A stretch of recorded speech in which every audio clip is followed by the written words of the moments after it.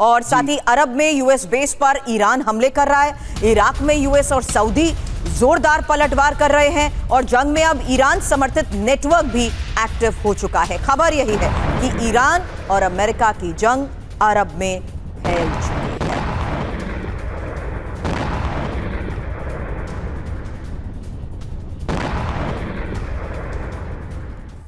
तो ईरान युद्ध का नया चरण, अब अरब में भीषण रण। जी हां, न्यूयॉर्क टाइम्स का दावा क्या है वो आपको बताते हैं। अमेरिका ईरान में युद्ध का नया चरण शुरू हो चुका है।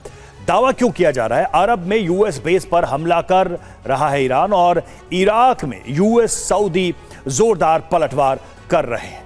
ईरान समर्थित नेटवर्क भी एक्टिव हो गया है। ईरान समर्थित गुट भी जंग में शामिल है। इसका मतलब क्या है? हमले अब ईरान की जमीन तक सीमित नहीं है और ये वॉर एक तरीके से आप देखिए एक रीजनल वॉर के रूप में कन्वर्ट होती दिखाई दे रही है। कार्तिकेय काले सर, इसी खबर से जुड़ा मेरा प्रश्न है आपसे कि क्या कभी कोई ऐसी स्थिति देखते हैं आप कि अरब वर्ल्ड भी ईरान के खिलाफ सीधी लड़ाई में घुस जाएगा? क्या कोई ऐसी सिचुएशन आएगी? क्या अमेरिका ऐसा चाहेगा या फिर अमेरिका चाहेगा कि हम इस वॉर को लीड करते रहें, अरब हमें पैसा देता रहे?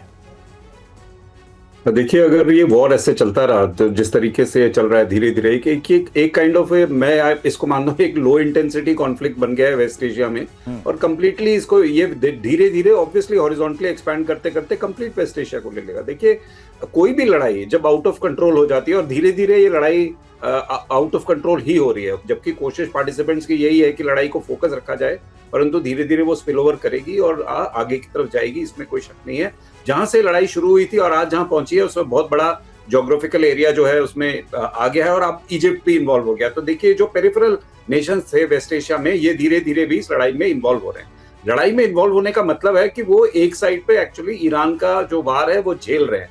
अब मैं बिल्कुल चतुर्वेदी सर के साथ इत्तेफाक रखता हूं इस बात पे कि यूनाइटेड स्टेट्स का कोई मंशा नहीं है इस वॉर को रोकने के लिए, क्योंकि यूनाइटेड स्टेट्स का इस वॉर से कोई डायरेक्ट इफेक्ट बिल्कुल ही नहीं हो रहा है। मेरा मानना यह है ये एक सारी की सारी लड़ाई एक दूसरे एरिया में कॉन्सेंट्रेटेड है और जो देश इस लड़ाई से अफेक्टेड हैं वो कहीं पर भी यूनाइटेड स्टेट्स की पेरिफेरी में नहीं है। यूनाइटेड स्टेट्स तो डेफिनेटली इससे अफेक्टेड नहीं है।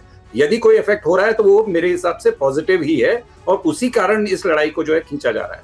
अब जहां तक इस लड़ाई के दायरे को वेस्ट एशिया में बढ़ने का सवाल है, तो जब तक ये लो इंटेंसिटी पे रहेगा, दैट मीन्स कि ये एक मिलिट्री एम तक फोकस रहेगा, तब तक ये लड़ाई जो है वहीं पर रहेगी और हॉरिजॉन्टली और बढ़ सकती। अंडरस्टूड सर, लेकिन दावा यह भी किया जा रहा है कि अमेरिका में अब खत्म होने के करीब पहुंच चुके हैं इंटरसेप्टर मिसाइल। सेंटकॉम के पास इंटरसेप्टर मिसाइलों की भारी कमी है और ईरानी बैलिस्टिक मिसाइलों का टारगेट बन रहे हैं अमेरिकी बेस। अब joint chief of staff general Dan Caine ने ट्रंप को आगाह भी किया है। Centre for strategic and international studies को लेकर क्या बड़े दावे कर रही है, डिटेल में इंफॉर्मेशन अब आपके सामने।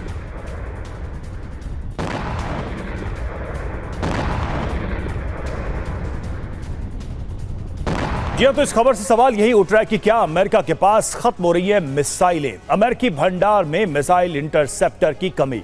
ईरान जंग में बड़ी संख्या में इंटरसेप्टर नष्ट।